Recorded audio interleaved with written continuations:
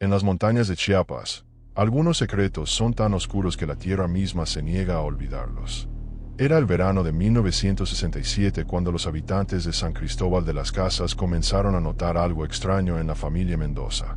Don Esteban Mendoza, un hombre de 42 años que trabajaba como encargado de una pequeña finca cafetalera en las afueras del pueblo, siempre había sido una figura respetada en la comunidad. Viudo desde hacía 3 años, criaba solo a su hija Rosa, una joven de 16 años cuya belleza heredada de su madre difunta llamaba la atención de todos en el mercado dominical. Las señoras del pueblo comenzaron a murmurar en voz baja durante las misas de los domingos. Doña Carmela, la costurera más vieja de San Cristóbal, fue la primera en notar que algo no andaba bien. Rosa ya no bajaba al pueblo con la misma frecuencia. Cuando lo hacía, sus ojos oscuros evitaban las miradas ajenas, y su cuerpo delgado se ocultaba bajo rebozos demasiado grandes para el calor sofocante de julio. La muchacha que antes sonreía al recibir los cumplidos de los jóvenes del pueblo ahora caminaba con la cabeza gacha, como si cargara sobre sus hombros un peso invisible que nadie más podía ver. Don Esteban también había cambiado. El hombre que solía compartir mezcal con los otros trabajadores de las fincas vecinas ahora se mantenía aislado. Sus visitas al pueblo se limitaban a comprar lo estrictamente necesario: maíz, frijol, manteca y ocasionalmente algún corte de carne del carnicero. Rechazaba las invitaciones a las festividades locales con excusas que sonaban huecas y poco convincentes. Rosa no se siente bien, decía. Tiene que cuidar la casa, agregaba en otras ocasiones. La gente asentía con cortesía, pero las sospechas crecían como la maleza en los cafetales abandonados. La finca de los Mendoza se encontraba a unos 5 kilómetros del centro de San Cristóbal, siguiendo un camino de tierra que serpenteaba entre pinos y robles. La casa, construida con adobe y madera, tenía 2 habitaciones pequeñas, una cocina con fogón de leña y un corredor desde donde se podía ver el valle completo. Era una propiedad modesta pero suficiente para 2 personas. Sin embargo, esa casa que antes había conocido risas y la calidez de una familia, ahora parecía envuelta en un silencio antinatural que hacía que los vecinos más cercanos prefirieran tomar rutas alternas, aunque eso significara caminar kilómetros adicionales. El padre Ignacio, el sacerdote del pueblo, recordaba perfectamente la última vez que Rosa había ido a confesarse. Fue en marzo de ese mismo año, apenas 3 meses atrás. La muchacha había entrado al confesionario temblando, y aunque el padre no podía revelar lo que había escuchado tras la celosía de madera, salió de allí con el corazón partido. Había intentado hablar con ella después de la misa, ofrecerle ayuda, pero don Esteban había aparecido de repente, tomando a su hija del brazo con una firmeza que al sacerdote le pareció excesiva. «Tenemos que volver a la finca, padre. Los animales nos esperan», había dicho el hombre con una sonrisa que no alcanzaba sus ojos. Desde entonces, Rosa no había vuelto a la iglesia. El padre Ignacio rezaba por ella cada noche, sabiendo que algo terrible estaba ocurriendo en esa casa aislada de las montañas, pero sintiéndose impotente ante la ausencia de pruebas concretas. En aquellos tiempos, en los pueblos de México, existía una ley no escrita: no meterse en los asuntos familiares de los demás. Lo que sucedía dentro de una casa era sagrado, intocable, aunque del otro lado de esas paredes se estuviera gestando el infierno mismo. Don Esteban había comenzado a mostrar comportamientos cada vez más erráticos. Los pocos trabajadores que aún visitaban la finca para ayudar con la cosecha del café notaban su carácter volátil. Podía pasar de la calma absoluta a explosiones de ira por cualquier minucia. Un saco de café mal colocado, una herramienta dejada en el lugar equivocado, cualquier cosa podía desatar su furia. Los hombres trabajaban en silencio, apresurándose a terminar sus tareas para poder marcharse antes del anochecer. Ninguno quería estar en esa finca cuando caía la noche. Rosa, por su parte, se había convertido en una sombra. Su piel, antes morena y radiante por el sol de Chiapas, ahora lucía pálida y enfermiza. Sus manos temblaban constantemente cuando servía café o tortillas a los trabajadores, y su mirada parecía perdida en algún lugar lejano, un sitio donde probablemente aún era la niña feliz que corría entre los cafetales persiguiendo mariposas amarillas. Los hombres la miraban con una mezcla de lástima y miedo, preguntándose en silencio qué horrores estaba viviendo esa muchacha, pero ninguno se atrevía a preguntar. Una tarde de agosto, Tomás Pérez, Un jornalero de 28 años que trabajaba ocasionalmente en la finca Mendoza, llegó más temprano de lo habitual. El sol apenas comenzaba a asomar tras las montañas cuando tocó a la puerta de la casa. Necesitaba hablar con don Esteban sobre el pago de la semana anterior, que aún no había recibido. Nadie respondió a su llamado, así que decidió caminar alrededor de la propiedad, pensando que tal vez don Esteban estaba en los establos o revisando los cultivos. Lo que Tomás escuchó lo dejó paralizado. Desde una de las ventanas traseras de la casa, apenas entreabierta, llegaban sonidos que helaron su sangre. Eran sollozos, no simples llantos de tristeza, sino gemidos de dolor mezclados con súplicas apenas audibles. «Por favor, papá, no otra vez. Te lo suplico». La voz era inconfundiblemente la de Rosa. Luego escuchó la voz grave de don Esteban, pero no pudo distinguir las palabras. Lo que siguió fue un silencio tenso, interrumpido por más sollozos ahogados y el crujido rítmico de un catre de madera. Tomás sintió que sus piernas flaqueaban.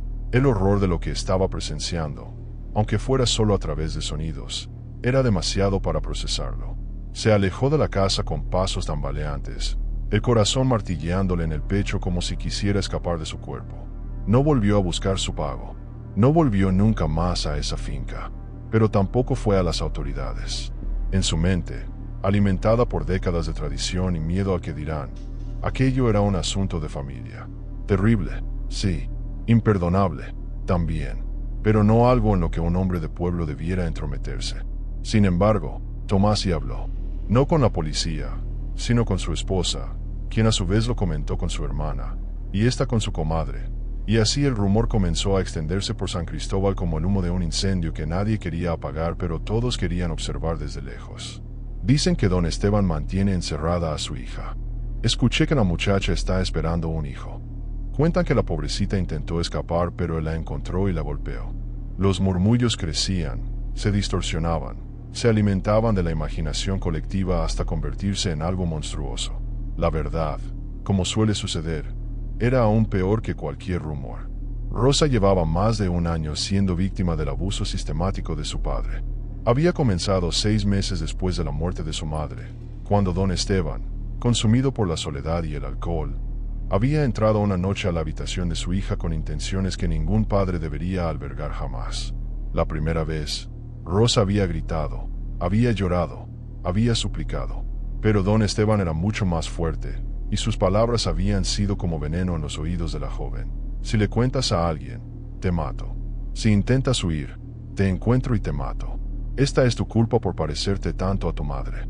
Rosa había vivido desde entonces en un infierno privado.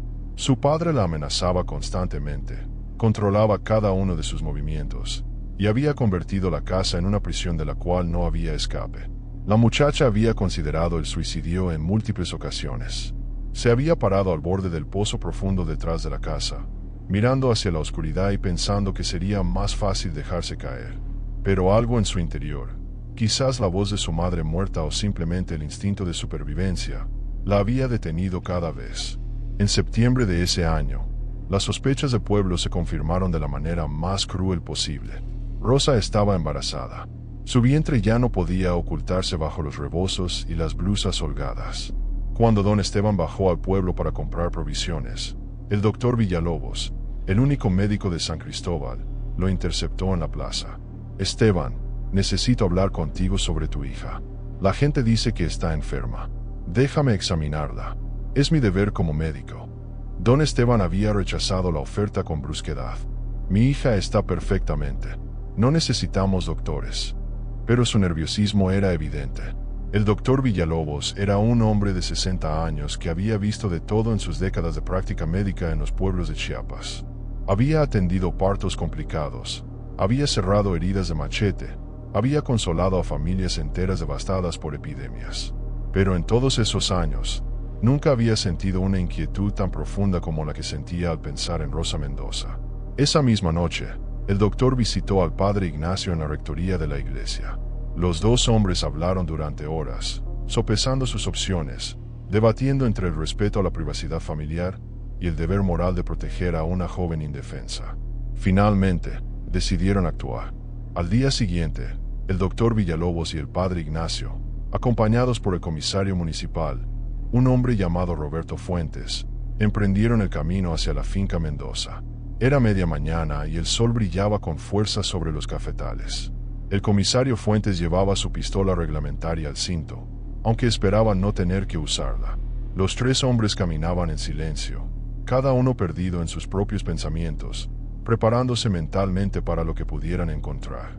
Cuando llegaron a la casa, encontraron a don Esteban sentado en el corredor, tallando un pedazo de madera con su navaja. Al ver a los visitantes, el hombre se puso de pie lentamente, sus ojos entrecerrados con desconfianza. «¿Qué los trae por aquí?», preguntó con voz tensa. El padre Ignacio dio un paso al frente. «Esteban, venimos a ver cómo está Rosa. Han llegado a mis oídos cosas preocupantes y como pastor de esta comunidad, necesito asegurarme de que todos mis feligreses estén bien». Don Esteban apretó la navaja en su mano. «Ya les dije que mi hija está bien. No tiene ningún derecho a venir aquí». El comisario Fuentes intervino, su voz firme pero calmada. «Don Esteban, entendemos que este es su hogar, pero cuando hay reportes de que alguien puede estar en peligro, es mi deber investigar. No queremos problemas. Solo déjenos ver a Rosa, confirmar que está bien, y nos iremos en paz». La tensión en el aire era palpable. Don Esteban permaneció inmóvil por varios segundos que parecieron eternos, su mandíbula apretada, las venas de su cuello marcándose bajo la piel. Finalmente, con un movimiento brusco, cerró la navaja y la guardó en su bolsillo. «Está adentro», murmuró, apartándose del camino con evidente renuencia. Los tres hombres entraron a la casa. El interior estaba sumido en una penumbra sofocante a pesar del calor del día. Las ventanas permanecían cerradas y un olor rancio impregnaba el ambiente. Mezcla de sudor, comida descompuesta y algo más que ninguno de los visitantes podía identificar pero que les revolvía el estómago. El doctor Villalobos tuvo que contener una arcada mientras sus ojos se ajustaban a la oscuridad. Rosa estaba en una de las habitaciones, sentada en el borde de un catre desvencijado. Cuando vio entrar a los hombres, su cuerpo se tensó como el de un animal acorralado. Su vientre prominente era imposible de ignorar, hinchado en un embarazo que el doctor calculó de inmediato debía estar en el 7º u 8º mes. Pero fue su rostro lo que más impactó a los visitantes. Moretones en diversos estados de curación moteaban sus mejillas y su cuello. Sus labios estaban partidos y sus ojos, esos ojos que alguna vez habían brillado con la inocencia de la juventud, ahora estaban vacíos, como pozos secos en medio del desierto. «Rosa, hija», comenzó el padre Ignacio con voz temblorosa, «¿estás bien? ¿Quién te ha hecho esto?». La muchacha no respondió. Simplemente miró al suelo, sus manos descansando sobre su vientre abultado en un gesto protector e instintivo. Detrás de ellos, don Esteban observaba desde el marco de la puerta, su presencia como una sombra amenazante. El doctor Villalobos se acercó lentamente, sus movimientos deliberados y cuidadosos para no asustar más a la joven. «Rosa, soy el doctor Villalobos. ¿Recuerdas que atendí a tu madre cuando estaba enferma? Necesito examinarte, asegurarme de que tú y el bebé estén saludables». La mención de su madre hizo que Rosa levantara la vista por primera vez. Lágrimas comenzaron a rodar por sus mejillas, dejando rastros limpios en su rostro sucio. Sus labios se movieron, tratando de formar palabras, pero solo salió un sollozo estrangulado. Fue entonces cuando el comisario Fuentes notó algo que hizo que su mano se moviera instintivamente hacia su pistola. En las muñecas de Rosa había marcas profundas, cicatrices viejas y nuevas que solo podían provenir de una cosa. Había estado atada. El comisario sintió que la bilis subía por su garganta. Se volvió hacia don Esteban con una mirada que mezclaba horror y furia contenida. «Esteban, necesito que salgas de esta habitación ahora mismo. El doctor va a examinar a tu hija y luego tú y yo vamos a tener una conversación muy seria». Don Esteban dio un paso adelante, sus puños apretados. «No pueden venir aquí y darme órdenes en mi propia casa». «Puedo y lo haré», respondió el comisario, su mano ahora descansando abiertamente sobre la culata de su pistola. «Y si no cooperas, te arrestaré ahora mismo por obstrucción. Tú decides». Los dos hombres se miraron fijamente durante varios segundos.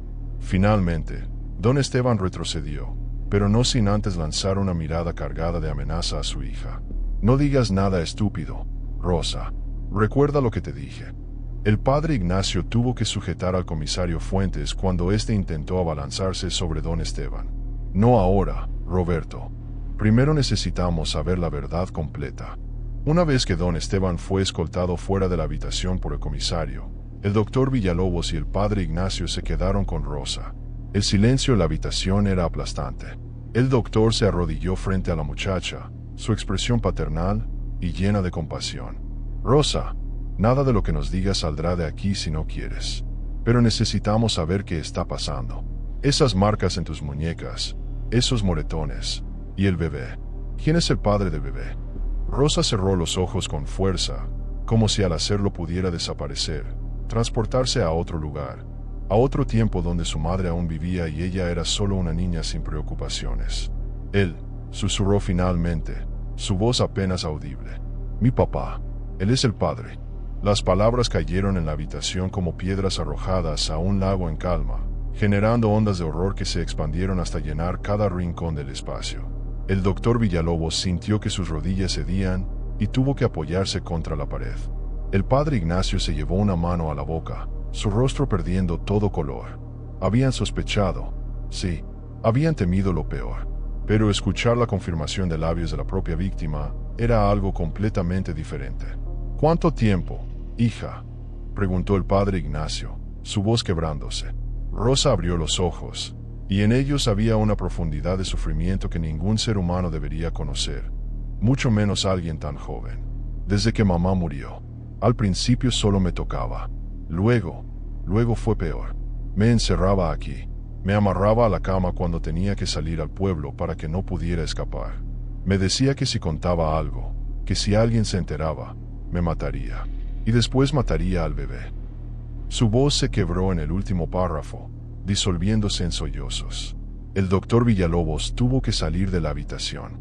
El peso de lo que acababa de escuchar era demasiado. Afuera, encontró al comisario Fuentes sujetando a don Esteban contra la pared del corredor. El hombre forcejeaba, gritando obscenidades y amenazas. No tienen derecho. Es mi hija. Yo hago lo que quiero en mi casa. El comisario lo golpeó. Un puñetazo seco en el estómago que dejó a don Esteban sin aire. Cállate, maldito desgraciado. Cada palabra que sale de tu boca, me dan más ganas de meterte una bala. El doctor Villalobos se acercó al comisario y puso una mano firme sobre su hombro. Roberto, necesito que mantengas la calma. Lo que ese hombre merece no es una muerte rápida, sino enfrentar la justicia. Rosa acaba de confirmar todo. Esteban es el padre del bebé que está esperando. La ha estado violando desde la muerte de su esposa. El comisario Fuentes sintió que algo dentro de él se rompía. Había visto crímenes antes. Había arrestado a asesinos, a ladrones, a hombres violentos. Pero esto era diferente. Esto era una maldad que superaba cualquier cosa que hubiera conocido en sus 15 años como comisario. Don Esteban dejó de forcejear. Su cuerpo se desplomó contra la pared, pero en sus ojos no había arrepentimiento. Había desafío. Ella es mía, dijo con voz ronca. Su madre me la dejó. Alguien tenía que cuidarla. Alguien tenía que enseñarle a ser mujer. ¿Qué saben ustedes? Viviendo en el pueblo con sus esposas y sus vidas cómodas. Yo estaba solo. Ella estaba ahí. Es sangre de mi sangre. Es mía. Las palabras salían de su boca con una lógica retorcida que hacía evidente que el hombre había perdido toda conexión con la realidad moral. El comisario Fuentes sacó sus esposas y las cerró con fuerza alrededor de las muñecas de don Esteban, apretándolas más de lo necesario. Esteban Mendoza, quedas arrestado por violación, incesto y privación ilegal de la libertad. Y créeme que si dependiera de mí, estas acusaciones serían lo menor de tus preocupaciones. Don Esteban soltó una risa amarga. ¿Arrestado? ¿Me van a llevar a Tuxtla? ¿Y qué creen que va a pasar? El juez me va a dar la razón. Un hombre tiene derechos sobre su familia. Así son las cosas aquí, lo saben bien. Y lo más terrible era que, en parte, don Esteban tenía razón. Era 1967, y en los pueblos rurales de Chiapas, la ley escrita muchas veces chocaba con las costumbres arraigadas durante siglos. Había casos documentados de padres que habían abusado de sus hijas y que habían recibido sentencias ridículamente leves, cuando recibían alguna sentencia. El sistema judicial estaba plagado de funcionarios corruptos, de jueces que compartían la mentalidad patriarcal que consideraba a las mujeres y niñas como propiedad de los hombres de la familia. Pero el comisario Fuentes estaba decidido a que este caso sería diferente. mientras el comisario aseguraba a don Esteban en el corredor, amarrándolo a uno de los postes de madera. El padre Ignacio permanecía con Rosa. La muchacha había comenzado a hablar, y una vez que empezó, las palabras brotaban como agua de un dique roto. Contó sobre las noches de terror, sobre cómo su padre llegaba a su habitación oliendo a alcohol. Describió cómo la había amenazado con un machete la única vez que intentó huir, cómo la había perseguido por los cafetales y la había arrastrado de vuelta a la casa por el cabello. Habló de las veces que había rezado pidiendo que su madre viniera del cielo a rescatarla, de las veces que había deseado morir. Pensé en matarlo, confesó Rosa, su voz sorprendentemente calmada. Cuando dormía borracho, yo miraba el machete colgado en la pared. Me imaginaba tomándolo y hundiéndolo en su pecho. Pero tenía miedo de que despertara y me matara a mí primero. Y luego, cuando supe que estaba embarazada, tuve miedo por el bebé. Aunque este bebé sea producto de lo que él me hizo, es inocente.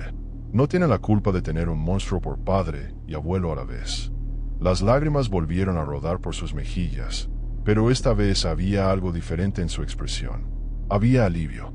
El alivio de finalmente poder hablar después de meses de silencio forzado. El padre Ignacio la tomó de las manos, ignorando las lágrimas que también corrían por su propio rostro. Hija, nada de esto es tu culpa. Nada.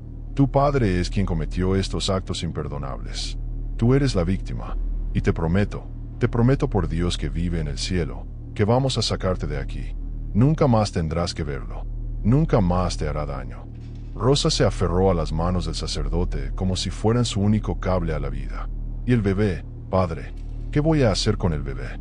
Cada vez que lo sienta moverse dentro de mí, pienso en él, en lo que me hizo para concebirlo. Era una pregunta para la cual el padre Ignacio no tenía una respuesta fácil. La iglesia condenaba el aborto bajo cualquier circunstancia, pero ¿cómo podía pedirle a esta muchacha que amara a un hijo nacido de semejante horror? El bebé es inocente, Rosa, pero lo que hagas después de que nazca, si decides quedártelo o darlo en adopción, será tu decisión. Nadie puede obligarte a nada más. Ya has sufrido suficiente. Rosa asintió lentamente, aunque en su mirada quedaba claro que la pregunta seguiría atormentándola durante los meses venideros. El doctor Villalobos regresó a la habitación con su maletín médico. Rosa, necesito examinarte.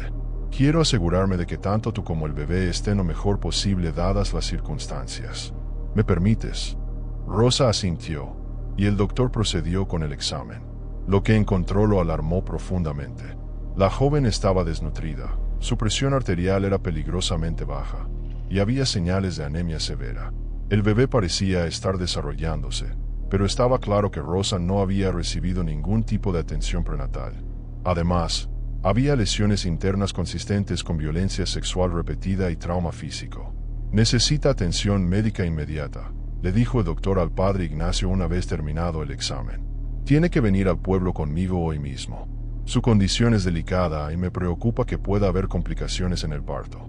Además, necesita estar lejos de este lugar, lejos de él. El padre Ignacio estuvo completamente de acuerdo. Entre los dos, ayudaron a Rosa a ponerse de pie y a recoger las pocas pertenencias personales que tenía. Una fotografía de su madre, un rosario que había sido de su abuela, y una manta tejida que su madre le había hecho cuando era niña. Cuando salieron de la habitación, don Esteban los observaba desde donde estaba amarrado. Sus ojos se fijaron en Rosa con una intensidad que hizo que la muchacha se estremeciera. Rosa, no hagas esto. Eres mi hija. Te necesito aquí. ¿Quién va a cuidar de mí? ¿Quién va a cocinar? ¿Limpiar?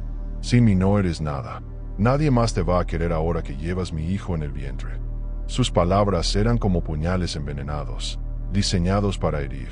Pero Rosa, sostenida por el padre Ignacio y el doctor Villalobos, caminó hacia adelante sin mirar atrás. Por primera vez en más de un año, sentía algo parecido a la esperanza. El comisario Fuentes se acercó a don Esteban y lo miró con desprecio absoluto.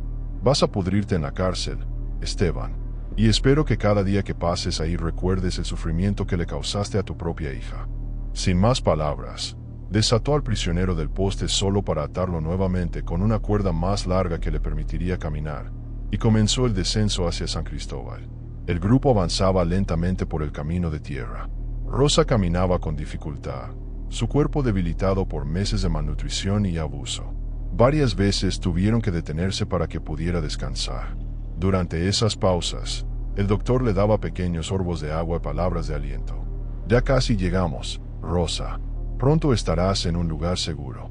Detrás de ellos, don Esteban caminaba en silencio, su rostro una máscara de furia contenida.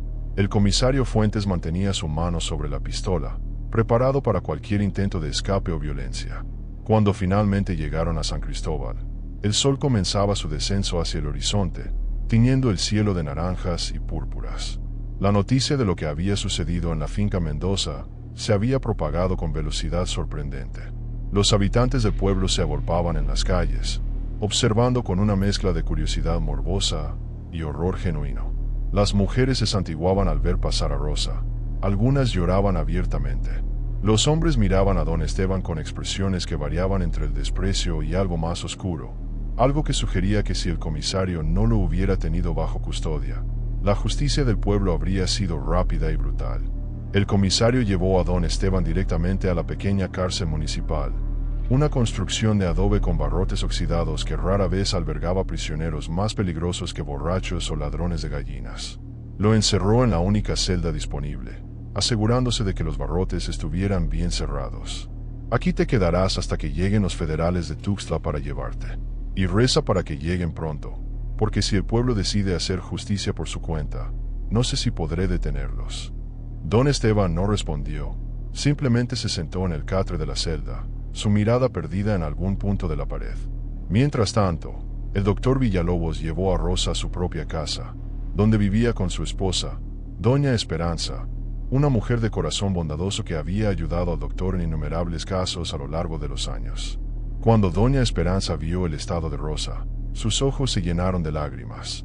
Sin hacer preguntas, preparó un baño tibio, comida caliente y una cama limpia. Esa noche, Rosa durmió por primera vez en meses sin el terror de escuchar los pasos de su padre acercándose a su habitación. Durmió profundamente, aunque sus sueños estaban poblados de pesadillas que tardarían años en desvanecerse, si es que alguna vez lo hacían. Los días siguientes fueron un torbellino de actividad.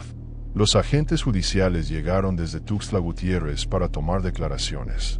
Rosa tuvo que contar su historia una y otra vez, reviviendo cada momento traumático para los hombres con trajes que tomaban notas en sus libretas con expresiones impasibles. Fue sometida a exámenes médicos más exhaustivos que confirmaron lo que el doctor Villalobos ya sabía. Había sufrido abuso sexual prolongado y violento. Las pruebas eran irrefutables. Don Esteban Mendoza era culpable de los crímenes más atroces que un padre podía cometer contra su hija. El juicio tuvo lugar 3 meses después, en noviembre de 1967. Para entonces, Rosa había dado a luz a una niña. El parto había sido complicado, con hemorragias que pusieron en peligro su vida, pero tanto ella como la bebé sobrevivieron. Rosa no pudo mirar a su hija durante los primeros días. La pequeña le fue entregada a una familia de Comitán que había estado buscando adoptar durante años. Era lo mejor para todos, decidió Rosa con el corazón partido. La bebé merecía una vida sin la sombra de su terrible concepción, y Rosa necesitaba tiempo para sanar, si es que la sanación era siquiera posible. El juicio atrajo atención de toda la región. Periodistas de varios estados llegaron a San Cristóbal, convirtiendo el caso en una sensación nacional. Era raro que casos de incesto llegaran a los tribunales, y más raro aún que las víctimas hablaran públicamente.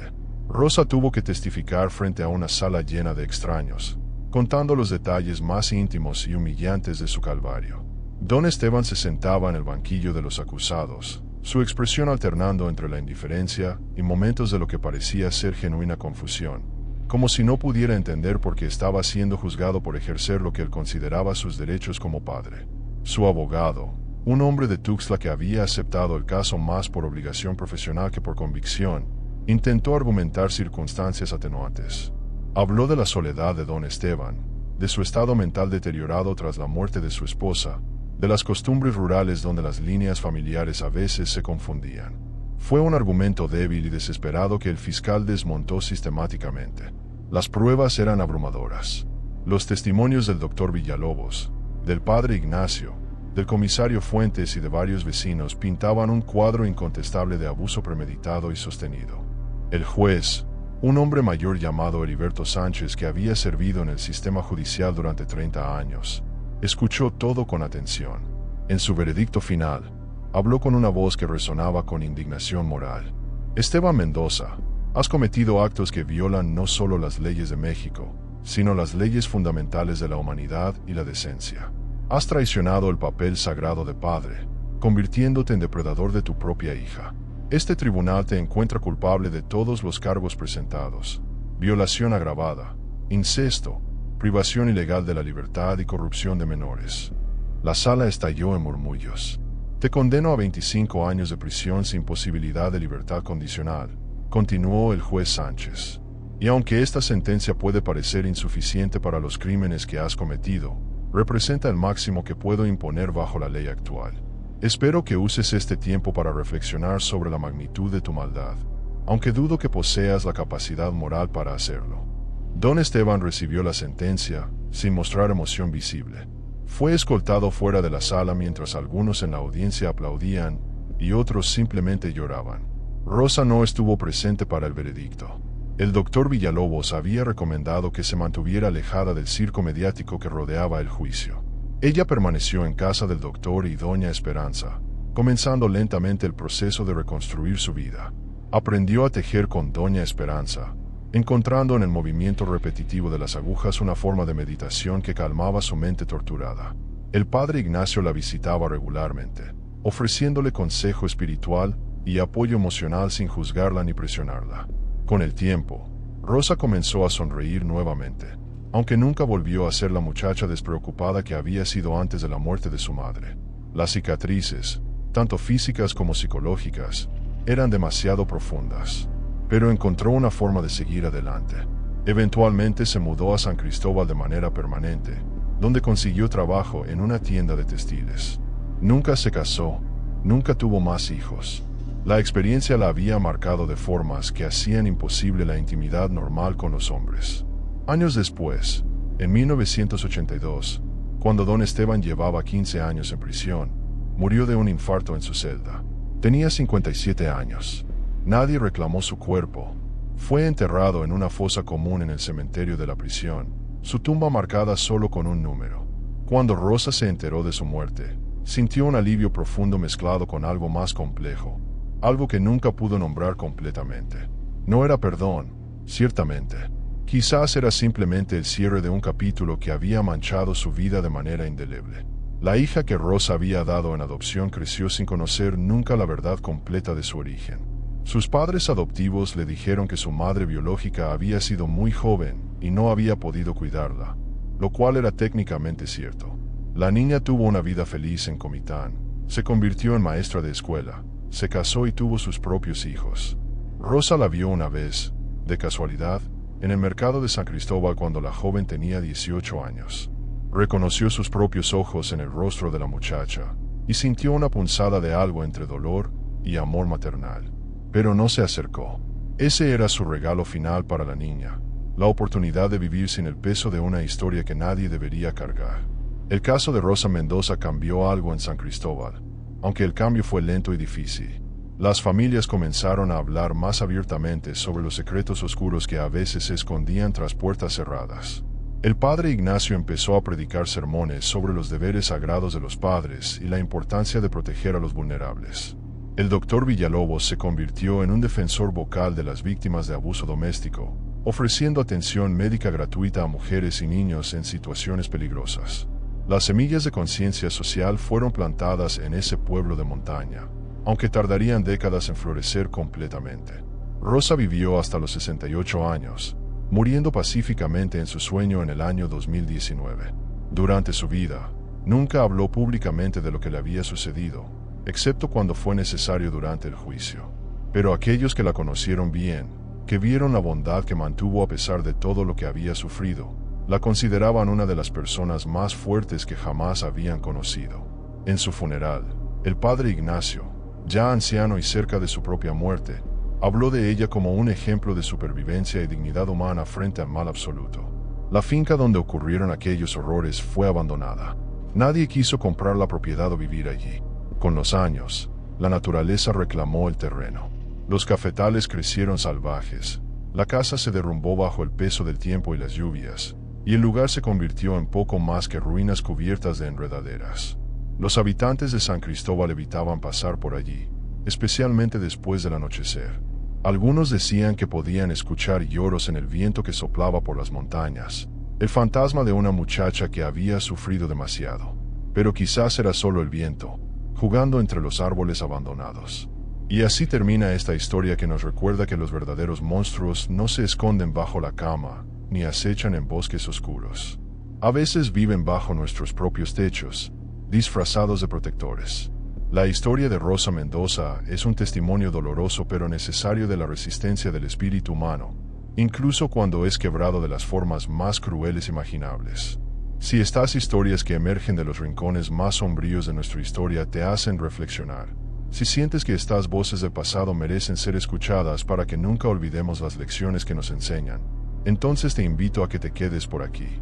Hay muchas más historias esperando ser contadas, verdades ocultas que necesitan luz, y misterios que merecen ser desentrañados. Cada historia compartida es un recordatorio de que el silencio solo protege a los culpables. Nos vemos en la próxima historia. Hasta entonces, cuida de los tuyos y nunca ignores las señales de que alguien necesita ayuda. A veces, un simple acto de valentía puede cambiar una vida para siempre.